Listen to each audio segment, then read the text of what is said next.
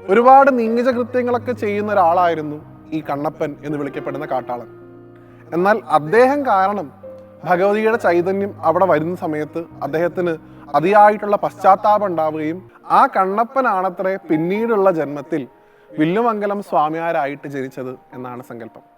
അങ്ങനെയുള്ള വില്ലുമംഗലം സ്വാമിയാർ ഈ ചോറ്റാനിക്കര മകം ദിവസം അന്നേ ദിവസം ചോറ്റാനിക്കര ക്ഷേത്രത്തിൽ എത്തുകയും ഭഗവതിയെ കാണുന്നതിന് മുമ്പായിട്ട് കുളത്തിൽ ചെന്ന് ദേഹശുദ്ധി വരുത്താം എന്ന് കരുതി അദ്ദേഹവും ശിഷ്യന്മാരും അവിടെയുള്ള ആ കുളത്തിലേക്ക് ചെന്നു എന്നാണ്. അവരവിടെ കുളത്തിലേക്ക് ഇറങ്ങിയ സമയത്ത് സ്വാമിയാരുടെ കാൽപാദം ഏതോ ഒരു മൂർച്ചയുള്ള വസ്തുവിൽ തട്ടിയതുപോലെ അദ്ദേഹത്തിന് അനുഭവപ്പെട്ടു.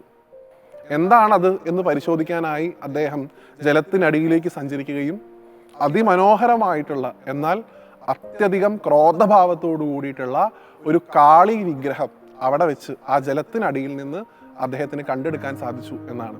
മഹാകാളി സങ്കല്പത്തിലുള്ള ഭഗവതിയായിട്ട് ആ സമയത്താണ് ഈ കീഴ്ക്കാവിൽ അമ്മയെ വില്ലുമംഗലം സ്വാമിയാർ പ്രതിഷ്ഠിച്ചത് എന്നാണ് വിശ്വാസം.